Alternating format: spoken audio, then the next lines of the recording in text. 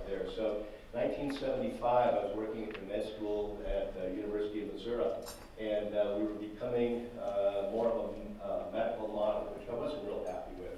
Looked around and had an opportunity to move up here to Duluth in the Superior area, which was great because this is home, this is wonderful. And when I came up, even with all that background as a kid, they say, you know, in the summer, we have lovely weather up here. And you can go out in your cutoffs and shorts. Just take a parka with you as well, because it can change. Now, that's weather. Weather is something that changes within a day or two, or maybe a week, or even a month. We're going to talk about climate here. Climate is something that occurs over decades, centuries, thousands of years, hundreds of thousands of years. And this is something that probably was not much of our conversation other than complaining about the weather until a few years ago, when people started saying, you know, we have some large-scale changes that are going on that are going to affect our way of life, that are going to affect our economy, our lifestyles, our health, our wellness, all sorts of things. We have to start talking about it. And there's still a lot of people who aren't doing that. I'd like to give a little information on the scientific consensus about climate change. Now, I don't want to get into a debate here. I really am kind of a skeptic about all kinds of things. In fact, I've even been accused of being a skeptic about being a skeptic. But in this particular case, the literature is very clear. I'm a psychologist. I'm a forensic psychologist and a business professor. Do a lot of work in crisis management, which is where my interest in the impact of climate came along. But it's not rocket science. It's written in good, understandable English, and anyone who's got half a brain and doesn't forget about the other half of the brain can probably read through this stuff and manage it pretty well. So I've come down increasingly on the side that there's something going on in climate that we really need to take a look at. So I'll talk just a bit about that. I also want to talk about what's called systems thinking or systems perspective. We tend to think about problems in isolation, and we solve problems in isolation, and then we wonder why we ended up with a problem downstream that we didn't anticipate. And especially when we think about climate and we think about how our lifestyles seem to be contributing to that, we have to take more of a systemic view. Third, I want to focus this on Minnesota. I've given a series of presentations on the impact on health and human services, because that's my field. But the implications of that on our lifestyles and on our economy and on simply the way we think of Minnesota is also something that I think is at risk of changing. And then finally, looking at health and human services, which we all have to deal with. The consensus is that our planet is warming, and it's warming now at a faster rate than it has in a very, very long time. We have everything from ice cores to rock cores to sediment to tree rings, all kinds of ways of looking at how climate has changed over thousands and tens of thousands, hundreds of thousands and millions of years, and there are always fluctuations. But this appears to be the first time that we have had this increased level of change in such a short period of time. And essentially, it's getting hotter out there. This last year, there was the consensus panel for climatologists. There was a 97% agreement rate among climatologists around the world that this is something that's happening to us. Now, there's still people who don't buy into it. In fact, point to you, Charles, and also Jeff, when we were talking over breakfast here. It's important, I think, to understand people who disagree and to listen to their disagreements. By arguing with people, we tend to polarize ourselves. By listening to people, we can understand what their reasons are, and then see if there's some way that we can kind of merge. I have a good friend. I teach at the College of St. Scholastic, and I have a good friend who is about as far right-wing as you can be. He's a brilliant guy. We're very good friends, and over the past 7 years, we get together over lunch, we get together over coffee at least once a day, and we don't argue, we talk about our different positions, and then we spend a lot of time checking out our understanding of each other. And the fascinating thing is that we both kind of drifted toward the center with that sort of listening. And similar to your point on gun control, I found myself loosening up a little bit on some of my attitudes. He's loosened up a little bit more. So, essentially, for people who still argue about climate change, I think it's important to listen to them and be receptive, and then talk about the evidence that's out there. This is what it kind of looks like. There are about 50% of people who believe pretty solidly that climate change is occurring, and about another 19%, for a total of maybe about 70%, at least in the sample, who accept that our climate is changing. We need to look at it, we need to prepare for it. What I think is just amazing, and maybe these people voted for Trump, is there are about 30% who say it's not happening. There's no evidence of it. This is a conspiracy by the left-wingers, whatever it happens to be. And I think there are some people who are really sincere and look at certain very narrow aspects of science who believe that. But by and large, there is still a lot of people who don't buy into it. Here's the evidence, on the other hand. I'll be showing you a lot of this. If you look at that orange line, especially as it seems to increase toward the right, and from about 2000 or so, the last 16 years is when we've really seen some dramatic changes. Those orange lines represent climate events such as extreme temperatures, drought, forest fires, storms, those sorts of things, and they really are increasing at a remarkable rate compared to how they've been in the recent past. When we look at Minnesota, the darker areas represent higher temperatures, and you'll notice that Minnesota is one of those. We think of higher temperatures primarily in the southwest, and they're actually predicting a 10 to 30-year drought that makes the Dust Bowl of the Midwest back in the 30s look like a day in Disneyland. So there are a lot of areas of the country that are dealing with heat. The real question is, what's it going to be like in Minnesota? What do we have to look forward to? If you consider the way that, if you travel around the country and they say, oh, you're from Minnesota, what's Minnesota like? These are the things we tell them. We have these beautiful areas of birch trees. We have crystal clear water. We like to go fishing for trout. We go out in Lake Superior on a really hot day and get hypothermia and feel good for the rest of the day. We've got ice fishing where people can go out on lakes, and remember a few years ago when the big lake froze over, you could walk out into the middle of it, look down maybe 80 feet and see fish there. This is the way we think of it. Southern part has a lot of farms. This is home for us. So what happens when those rare occurrences like forest fires, like lake blooms? Right now there are about 600 lakes in Minnesota out of 10,000 that have significant bacterial and algae blooms that make it difficult to use those water areas. What happens when the amount of ice on lakes becomes less thick and slushy due to shorter winters? The bugs that have been dying out with increased temperature are able to survive longer. The mosquitoes and ticks that are able to expand in this area that we haven't had to deal with quite as much. What happens when this becomes the way we characterize our state? You think of the flood a few years ago. What was that, one in every 500 years or something like 100 years? Anyone remember what that was? 500 years.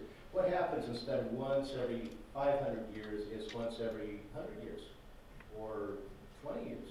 We really don't know. I mean, it's unpredictable, but the point is we need to be prepared for some of these things on a much shorter scale because of climate change, at least as the projections go, than we've had to before.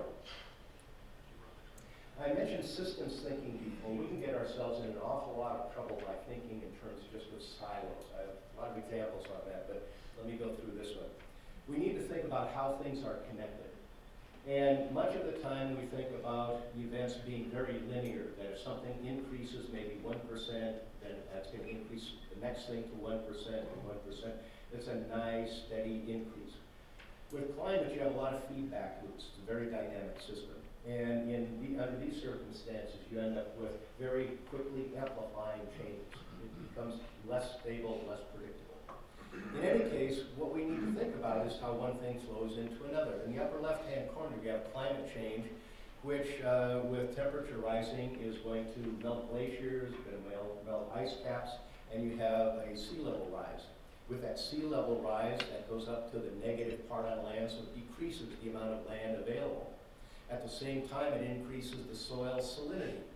The land decrease in soil salinity decrease the agricultural production, which decreases the amount of food.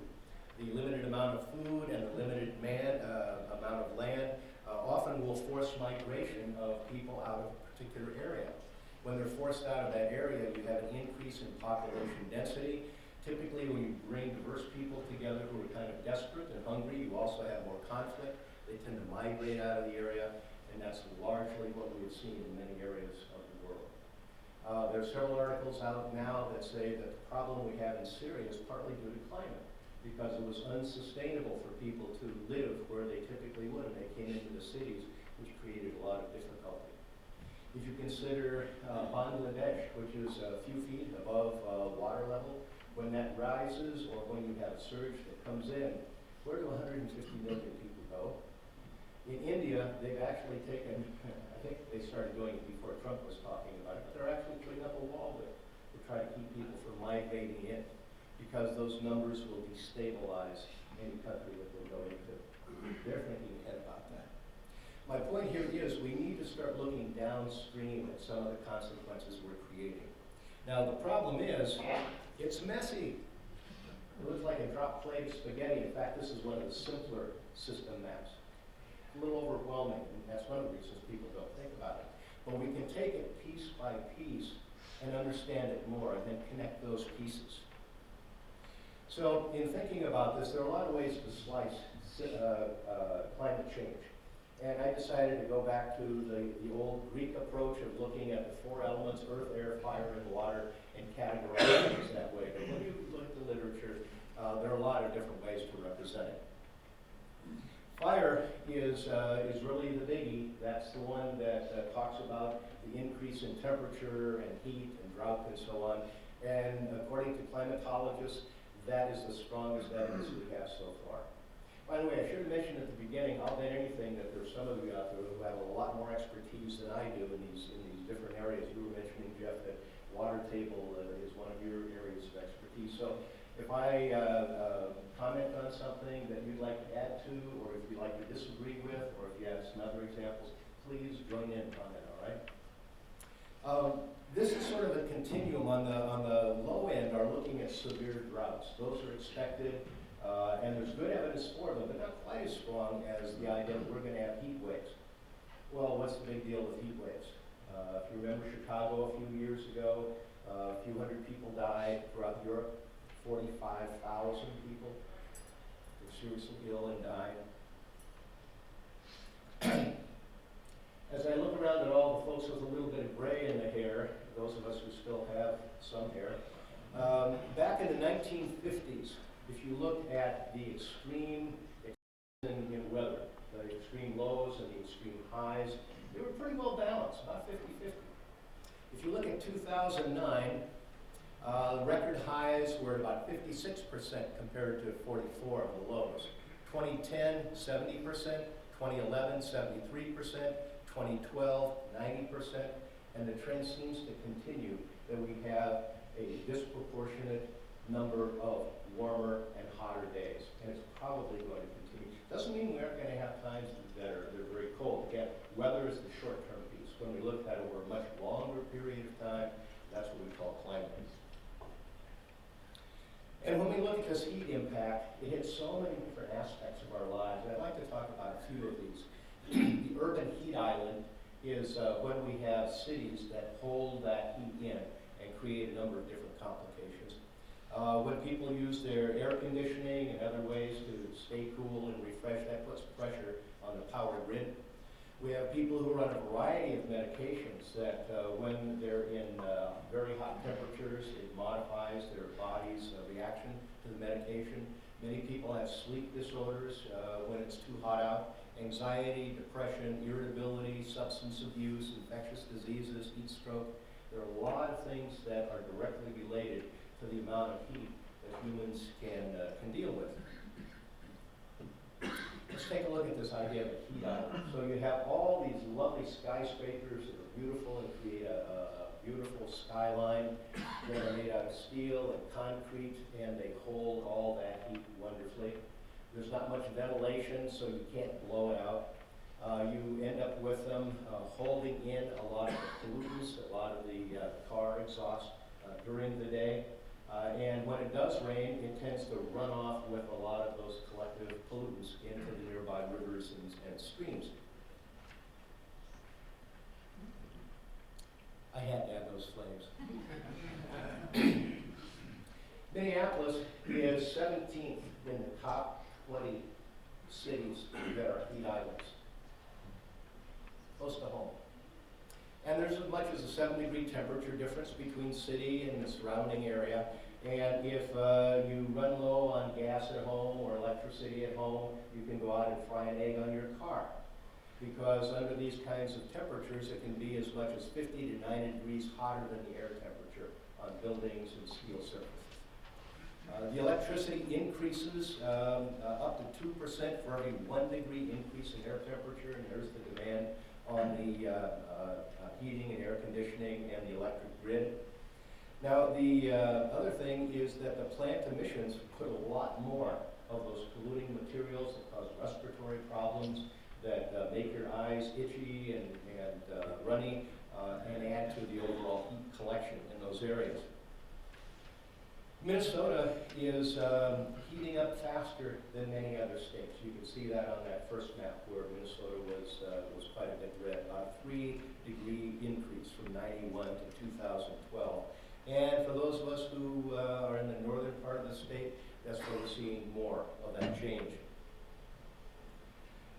Another way of looking at it is how has that increased over time? And if you run a trend line since about 1975, we've seen a steady increase in that. There's still variability. You can see it jumps all over the place. But if we take the mean slope of that, then there's a pretty steady increase. And with that kind of an increase, again, the implications are that the ice is going to be on lakes for shorter periods. It's going to be a little bit thinner for those periods. We may not be able to have the cross-country skiing and the dog sledding and many of the other things that we enjoy for very long periods up here in Minnesota. Some invasive species like ticks and mosquitoes and others usually winter kill off. They may be much more survivable, as I'll show you in a few minutes. There may be more blizzards and storms and more severe weather. And at the same time, the melt-off from those increases the risk of flooding. What happens with a lot of our resorts then, where much of their revenue is recovered and generated in the summertime or in the wintertime? If that's a much shorter period of time, are they going to be able to sustain, especially when much of our culture here is with tourism? Remember a few years ago when we had the big blowdown up north? People were really worried about that because it didn't blow all the way down to the ground where bacterial action could chew up and dissolve and absorb all that wood. It was pretty much standing because it was packed so close together. It's a miracle that we didn't have a forest fire. There's a marvelous book called Under a Flaming Sky, which is about the Hinckley fire that most of you probably know about. And it's such a fascinating book. They talk about the physics of fire. They talk about normal, average, everyday people in Hinckley and that fire rolling through and the heroism we found out of absolutely average people and also the devastation that went with that. We're incredibly lucky, again, we have not had forest fire like that. But that's one of the things that's very likely to increase with drought because you're going to have much more, you're going to have drier timber. You're going to have insects that do much more damage to trees and kill the trees. With storms, you have much more blowdown, very similar to what we had back then, and it's going to increase that kind of risk. If you look at the amount of acreage that has been burned in the United States, again, you see that that's been increasing at a very high level. And even if you end up with something being burned out, you end up with both the storms and the warmer temperatures growing that stuff back up again very quickly. That's the good news. I like to use these system maps. Let me also show you a little bit about what's happening with the jet stream. Now the jet stream is that red circle up there. Typically, when the ambient temperature has been much colder, it tends to be much tighter, it flows faster, and it pretty much stays around the Arctic area. When it gets warm, it's kind of like the rest of us, it sweats, it droops down.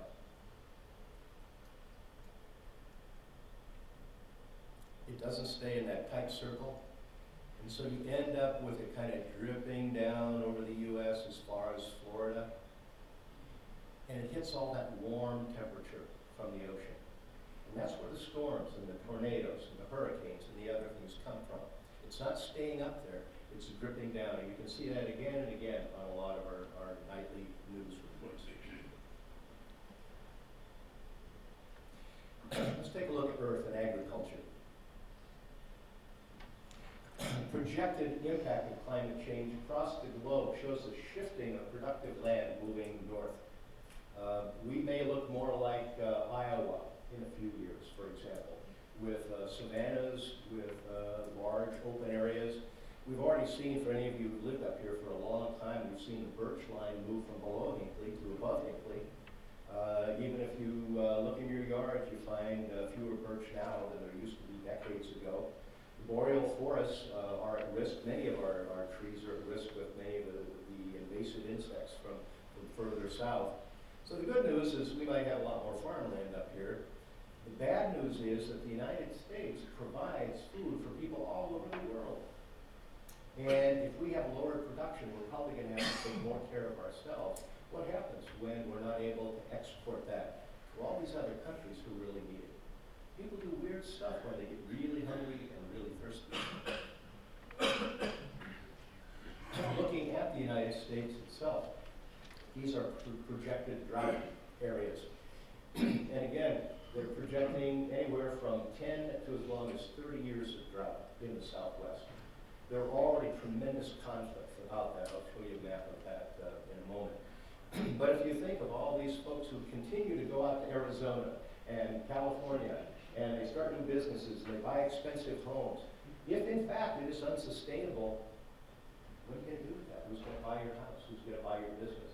What do you do with the millions of people out there then who need to migrate elsewhere in the United States? I mean, one of the implications is we should all buy up as much land and investment in Minnesota here and sell it to Californians. But we need to anticipate the possibility that people in these areas for an extended period of time are going to be enduring hardship, and many of them are going to migrate. There are already significant water problems in many areas of the United States. Public television had a really interesting hour-long program on water rights in California. And almond producers have water rights that are contractual, and they get first choice, first served. Except many of the farmers who produce much of what we eat aren't getting a share of that. How many of you like almonds? Let's see, raise your hand. You like almonds? Yeah, just about everybody likes almonds. For every almond you eat, it takes 1.7 gallons of water to make one almond. You start multiplying that, and you can see that the almond producers are the ones who are using a tremendous amount of water without sharing that with other people who have more diverse products that we actually need. And the anticipation is there's going to be a lot of legal battles, there's going to be a lot of demonstrations. Catching legal battles take a very long time to resolve. Many farmers probably won't be able to survive that long. We'll get our almonds done. This is Lampico, California, 2 years ago. It's near Santa Cruz. Beautiful area. That top line is where the water used to be. I suspect they don't have very good fishing either.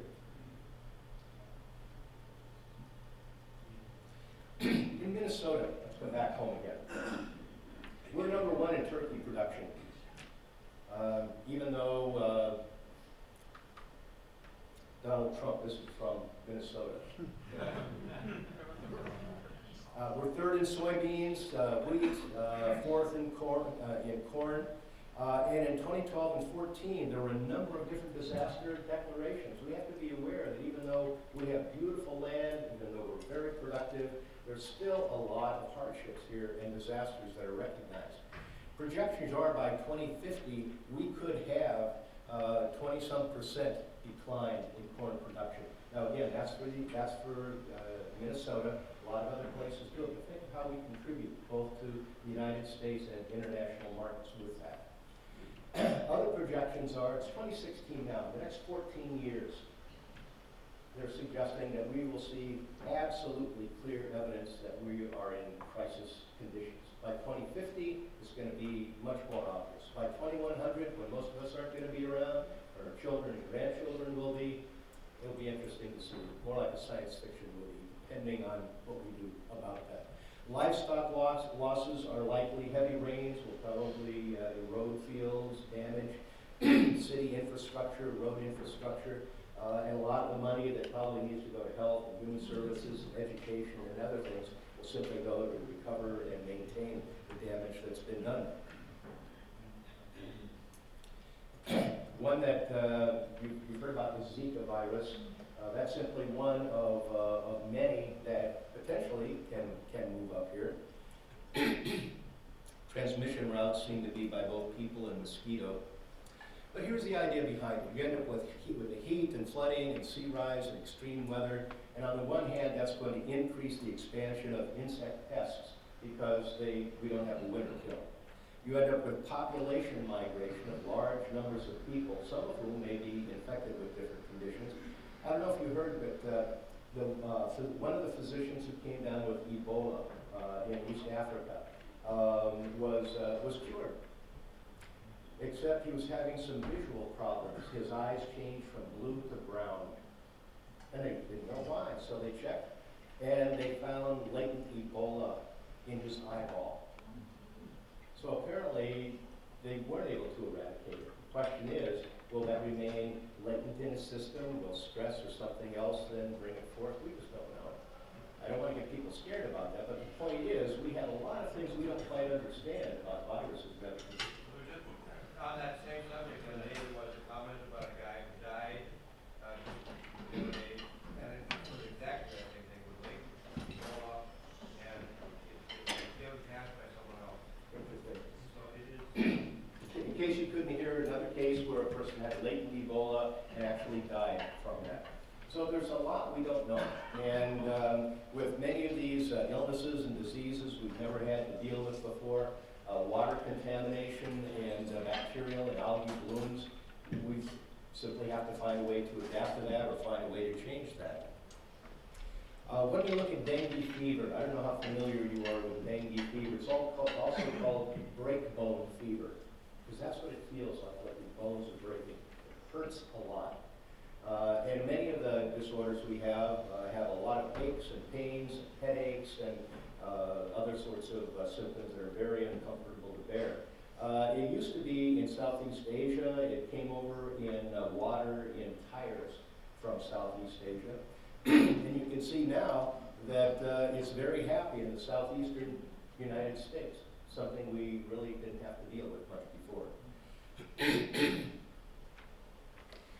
When we think about Lyme disease, we think about Lyme, Connecticut. That's a good place for it to be.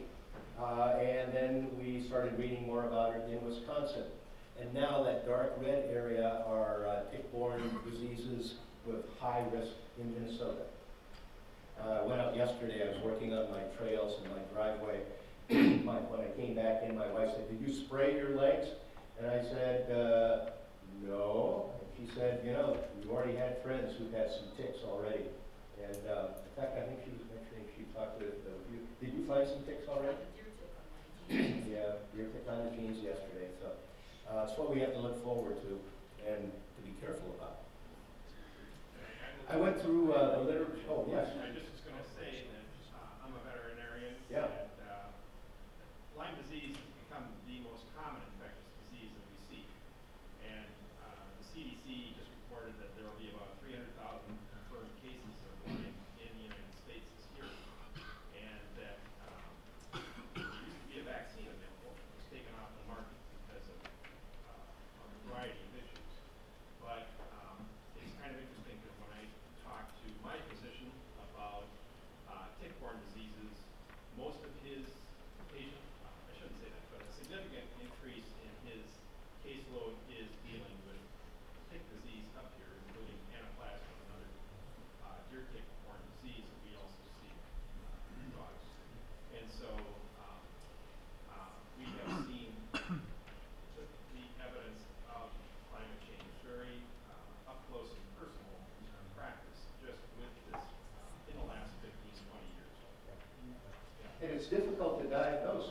presents in sort of bulk various ways. It requires multiple tests and may go on for a period of time Yeah, before it's recognized. there's been a lot of difficulty in determining whether you can eradicate it.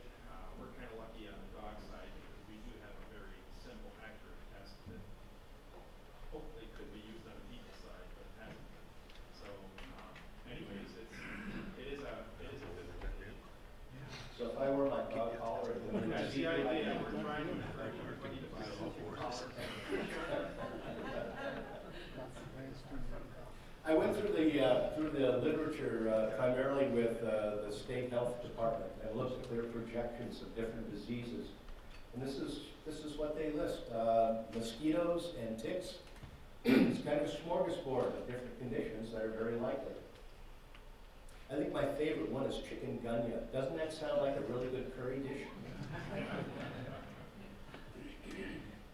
Again, by the way, if you're interested in this presentation, you'd like to download it or you'd like to go to any of these sites, if you go to Google and type in Swenson, S-W-E-N-S-O-N, and sitemap, S-I-T-E-M-A-P, usually within the top 3, mine will show up. If you go to that web page in the upper right-hand corner, is this presentation, a longer presentation, and a bunch of others you're welcome to browse. But I think the links here are particularly good. Let's go to air. When I was in China many years ago, I was in Shanghai. I was at the top of a very tall building, and we wanted to see what things looked like, except we couldn't see because of the layer of purple air. And when we walked outside, our eyes were itchy, and after about 5 minutes, you could rub your hand across your head and it feels a little gritty. Much, much worse than that now. Can you imagine people living in Liangjiang? How about imagining it for Minneapolis in 2013? Now that's not common, but it's an occurrence. And the ozone and particulate from chemical plants and industrial boilers and that heat that the city collects together keeps that stuff resident for a much longer period of time for inflammation of the lungs, especially putting people at risk of chronic obstructive respiratory problems and other kinds of diseases. Children, people who have to work outdoors, they're exposed to this much of the time. And it doesn't even have to be in the cities. Several years ago in Ontario forest fires, we could walk outside and smell the smoke. And that's also particulate. What you see here in red and orange is how that smoke drifted down over Minnesota. And for that red and orange area, those were people who were in that unhealthy group who had respiratory problems or people who were seriously at risk.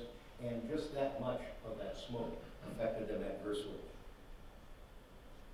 With longer periods of time, too, for any of you who love pollen, you have a much longer growing period, you have a faster growing period, you have more plants, and for people who are sensitive with allergies, we're probably going to find an increased area of pollen expansion. You can see all the way from Arkansas up into Canada. You end up with a lot of people who are going to be more reactive to those kinds of situations.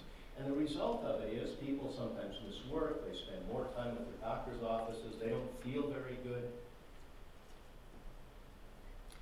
And water. That's one of the things we absolutely love about Minnesota. The one on the right is Duluth, a few years ago.